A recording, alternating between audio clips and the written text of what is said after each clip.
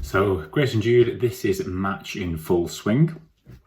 So basically preventing those. So the first thing is I weigh 100 kilos. So you can see that the amount is capped at 60 kg, which is 18 grams of fast-acting glucose.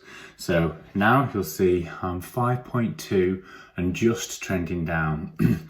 So if I give my full 18 grams, I'm going to go really high. So looking at the chart, I only need half of that 50%, 9 grams of glucose, which is obviously 3 dextrose tablets.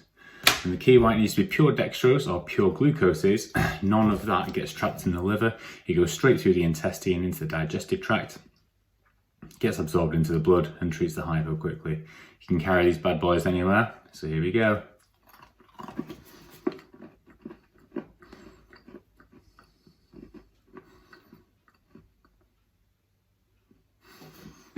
So you can see here now, the 1341. So also remember, it's going to take a full 20 minutes for that glucose to get from here into my belly, into the intestines, into the blood. So there's no point in repeating any more glucose for another 20 minutes, otherwise you're going to stack it. So we'll check back in 2 o'clock and we'll see whether we prevented this hypo. So here we are 20 minutes on from taking the 9 grams of glucose, 3 dextrose tablets. You can see that the CGM is now 5.9 and steady, and it's prevented the hypo, so it's 5.2 and dropping. If that would have carried on for 20 minutes, that would have been 3.2. Obviously intervening there, it's taken a little while to kick in, and now it's just steadying out at about 5.9. So that's worked perfectly, 20 minutes, no other action is needed.